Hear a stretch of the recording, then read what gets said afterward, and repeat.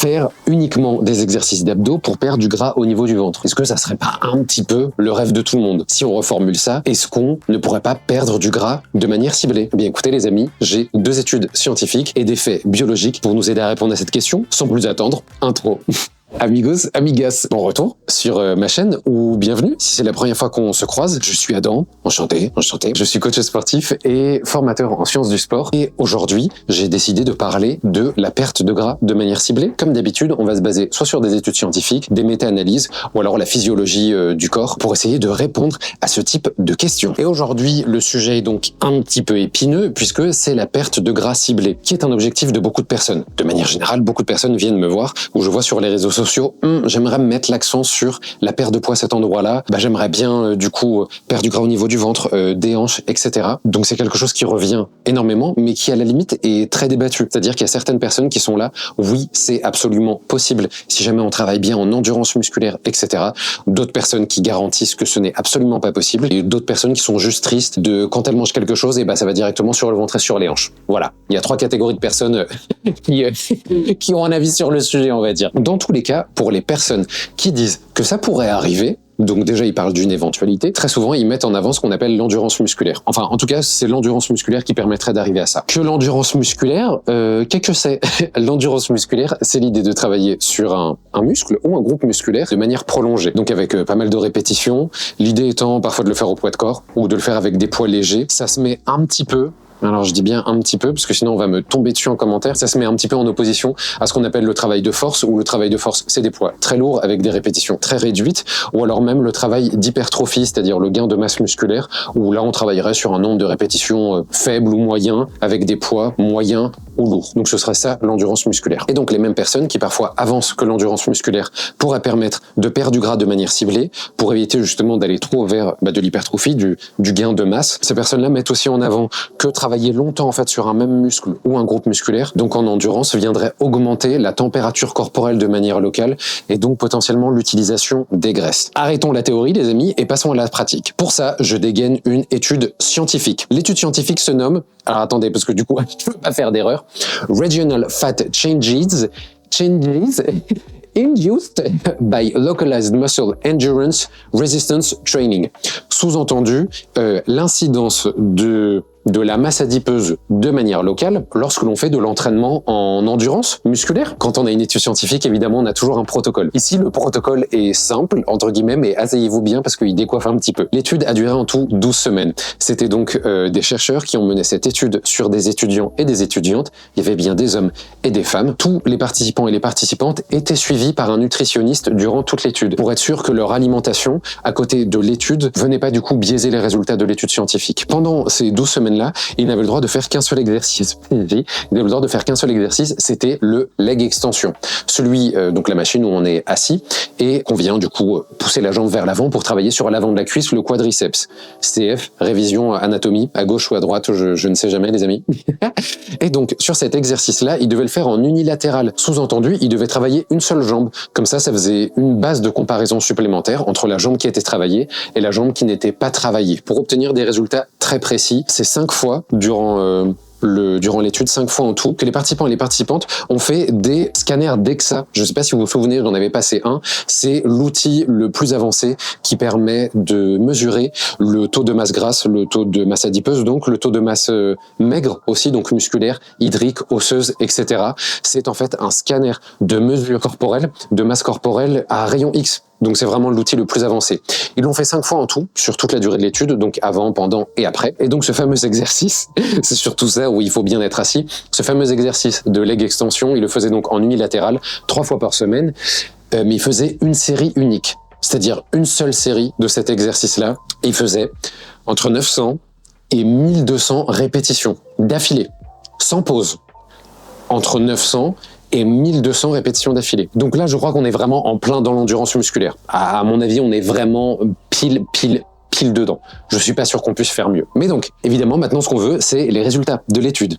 Donc, les résultats de l'étude ont donné comme résultat que les participants et les participantes ont perdu de la masse grasse sur le tronc, sur les bras, mais ils n'ont pas perdu de masse grasse sur la jambe qui a travaillé, ni même sur la jambe qui n'a pas travaillé. T'imagines la déception d'avoir fait 1000 répétitions à peu près, un exercice 3 fois par semaine pendant 12 semaines et je n'ai pas de résultat. Mais au moins, ils se sont infligés littéralement l'enfer et nous, ça nous permet du coup d'avoir un résultat et forcément, ça nous aide, ça nous arrange bien. Traduction, donc le travail en endurance musculaire de manière ciblée ne permet pas d'avoir une perte de gras de manière localisée. Alors je sais, du coup, on peut argumenter qu'ils ont perdu un petit peu de masse grasse du coup sur le haut du corps.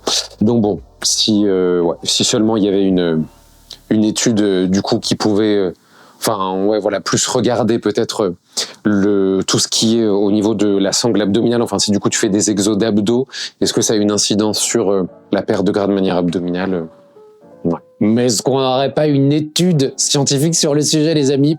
Bien sûr que si. Allez, on la dégaine, je vous donne tout de suite le titre. Cette fois-ci, l'étude s'appelle Effect of Abdominal Resistance Exercise on Abdominal Subcutaneous Fat Randomized Controlled Trial Using Ultrasound Imaging Assessments. Ça veut donc dire qu'ils ont fait du travail de résistance au niveau de la sangle abdominale, qu'ils ont observé s'il y avait un effet sur la masse grasse, donc au niveau abdominal, et surtout qu'ils ont utilisé de l'imagerie à ultrasons pour pouvoir obtenir les résultats. Ce qui, encore une fois, est un outil qui est hyper précis. On est parti, je vous donne le protocole. Cette fois-ci, pour le protocole, il y avait 2 groupes pour pouvoir comparer justement les résultats à la fin de l'étude. Le premier groupe devait faire des exercices uniquement sur la sangle abdominale 3 fois par semaine. Donc ils avaient une suite d'exos. Si je ne dis pas de bêtises, on avait 5 exos. Il y avait, je crois que c'était 3 séries de X répétitions. Donc c'était 3 fois par semaine pendant 12 semaines à nouveau. Ensuite, le groupe contrôle, c'est-à-dire le second groupe, lui ne faisait pas ses exercices au niveau de la sangle abdominale et ne pratiquait pas de sport pour justement comparer entre les deux ce qui se passait. Très important, évidemment, tout au long de l'étude, durant les 12 semaines, tous les participants du groupe qui faisait des exercices sur la sangle abdo et le groupe contrôle étaient suivis par des diètes pour être sûr d'être justement dans un déficit calorique qui était léger, qui était modéré, contrôlé, pour que même le groupe qui n'avait pas d'exercice au niveau de la sangle abdominale tende vers une perte de poids quand même. Au niveau des résultats, il y a énormément de mesures qui ont été faites. Comme je l'ai dit, il y avait déjà tout ce qui était imagerie et ultrasons, mais ils ont pris aussi beaucoup d'autres mesures. Donc avant, plusieurs fois pendant et après l'étude. Je vais vous donner la liste du coup exhaustive. Évidemment, ils ont pris le poids corporel total. Ils ont mesuré la masse graisseuse, du coup du poids sur l'ensemble du corps. Ils ont mesuré le tour de taille, le tour de hanche. Ils ont mesuré la couche sous-cutanée de gras abdominal et l'épaisseur du pli ombilical. Donc vraiment, il y avait énormément de données pour pouvoir comparer vraiment tout un tas de mesures. Et écoutez, les résultats parlent d'eux-mêmes. Au final, à la fin de l'étude, les différences sur toutes ces mesures-là entre les 2 groupes sont négligeables. Vraiment, ce que j'appelle négligeable, c'est qu'il y a quasi pas de différence à partir du moment où on fait une moyenne du groupe qui a fait des exos et une moyenne du groupe contrôle. Et je précise bien moyenne dans le sens où effectivement, il y a certaines personnes du groupe qui ont pratiqué des exos sur la sangle abdominale qui ont peut-être perdu un tout petit peu plus de masse grasse au niveau du ventre que les personnes qui n'ont pas pratiqué ces exos-là. Ceci étant, et c'est hyper intéressant de voir ça, certaines personnes qui n'ont pas pratiqué les exos d'abdos et qui n'ont pas pratiqué de sport du tout ont parfois, pour certains et certaines d'entre eux, perdu plus de masse grasse au niveau de la sangle abdominale que ceux qui avaient pratiqué justement des exos. Du coup, c'est un petit peu... C'est un petit peu contre-intuitif, ou plutôt ça nous perd un petit peu, mais en tout cas quand on fait une moyenne, qu'on ramène une moyenne de tous les résultats du groupe numéro 1 et une moyenne de tous les résultats du groupe numéro 2, les différences du coup sont vraiment négligeables au possible. Du coup, comment est-ce qu'on pourrait expliquer ça? Parce qu'il y a ça aussi qui nous intéresse. Pourquoi? L'idée, en tout cas l'hypothèse numéro 1 qui est mise en avant, c'est que de manière générale, l'activation de la masse adipeuse, donc de la graisse comme source d'énergie, et surtout son utilisation, son oxydation, sont opérées par la libération d'adrénaline, qui est donc une hormone qui est libérée à l'intérieur du corps. Sauf que cette libération d'adrénaline, elle se réveille à partir du moment où il y a un stress qui est effectué sur le corps, un exercice physique, tout simplement, l'exposition au froid ou autre, mais à partir du moment où cette adrénaline est libérée, elle a un effet sur l'ensemble du corps. Elle n'a pas un effet de manière locale sur le corps. C'est donc tout simplement la plus grosse hypothèse qu'on a pour pouvoir expliquer le fait que un travail de manière ciblée en termes de renforcement musculaire, de travail en endurance, n'a pas d'effet sur la perte de gras de manière ciblée. Je rebondis sur cette dernière étude parce qu'il y a un autre élément qui est hyper intéressant, je trouve. Au niveau des mesures, ils se sont rendus compte que sur le poids total, donc sur la masse corporelle totale, le groupe qui avait pratiqué des exercices au niveau de la sangle abdominale avait perdu sur les 12 semaines 2% de masse grasse, de manière générale sur l'ensemble du corps. Le groupe qui n'a donc pas du tout pratiqué d'activité physique, sur les 12 semaines, a perdu 1,9% de masse grasse sur l'ensemble du corps. Ce qui veut donc dire que juste avec des exos d'abdos 3 fois par semaine, du coup, les personnes qui ont pratiqué ces exercices ont perdu 0,1% de masse grasse supplémentaire sur 3 mois. 3 mois. 3 mois. Ce qui du coup est vraiment pas grand chose et ce qui surtout peut être un petit peu frustrant. Alors évidemment, c'est là que ça me permet de mettre sur la table qu'est-ce qui pourrait nous permettre d'avoir un petit peu plus de calories qui soient brûlées et donc plus de masse grasse qui soit brûlée, et ce serait tout simplement en augmentant son NEAT. Par exemple, si le groupe qui faisait des exercices avait fait des exercices sur l'ensemble du corps, ou avait pratiqué par exemple la marche pour aller au bureau ou ce genre de choses, ou avait pratiqué même la marche de manière générale, aurait pu brûler plus de calories et donc perdre plus de masse grasse. Souvenez-vous, le NEAT, c'est Non-Exercise Activity Thermogenesis, c'est-à-dire la thermogénèse, l'augmentation de la température corporelle qui est induite par des activités qui ne sont pas sportives, donc pas des séances de sport à proprement parler. Et la marche, vraiment, c'est le meilleur exemple. Aller marcher jusqu'au bureau, par exemple faire un tour de pâté de maison sur sa pause déjeuner pour augmenter le nombre de pas qu'on fait à l'intérieur de la journée, c'est vraiment la solution idéale pour brûler plus de calories sans pour autant faire plus de sport ou se restreindre plus au niveau de l'alimentation. Alors je sais, il fait froid en ce moment. Enfin, ça y est, on entre dans la période de l'année où le soleil va se lever de plus en plus tard et il va se coucher de plus en plus tôt. Je m'entends bien. Mais c'est pour ça que c'est l'occasion parfaite, les amis, de vous parler de mon partenaire pour cette vidéo, qui est donc MyActiform. Je vous en ai déjà parlé. Alors on joue tout de suite carte sur table. Les amis, je ne suis pas rémunéré pour vous parler de mon tapis de marche, que je vais vous montrer tout de suite, et surtout que je vais lancer. Comme ça, on va marcher un petit peu pendant qu'on termine cette vidéo. Donc comme je vous disais, c'est l'équipe de MyActiform, du coup, qui a été assez gentille pour me l'envoyer, du coup, parce que j'en avais besoin sur mon espace de bureau. Je vous le montre tout de suite. Et hop! Donc comme ça, vous voyez mon setup et puis le jardin derrière. Voilà.